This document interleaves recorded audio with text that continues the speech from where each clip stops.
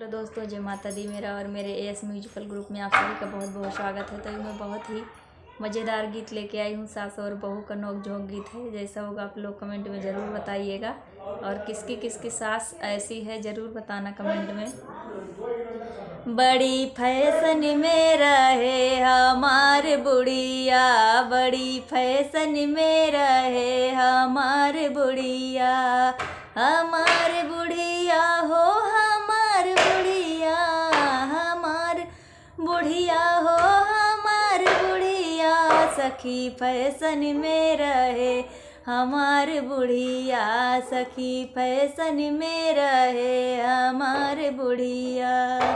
सब बहू बेटी कजरा लगावे, सब बहू बेटी कजरा लगावे, कजरा लगावे, कजरा लगावे, लिपस्टिक लगावे हमार बुढ़िया, लिपस्टिक लगावे हमार बुढ़िया, बड़ी फैशन में रहे हमार बुढ़िया, बड़ी फैशन में रहे हमार बुढ़िया।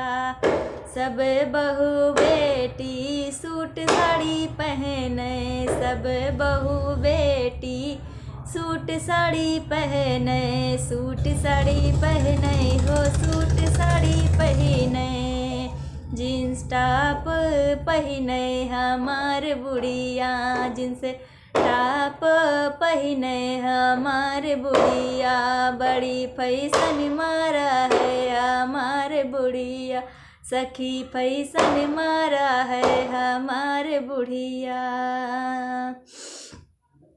सब बहू बेटी ओला मंगावे, सब बहू बेटी ओला मंगावे, ओला मंगावे जी ओला मंगावे, स्कूटी चलावे हमार बुढ़िया, स्कूटी चलावे हमार बुढ़िया, बड़ी फैशन में रहे हमार बुढ़िया, सखी फैशन में रहे हमार बुढ़िया।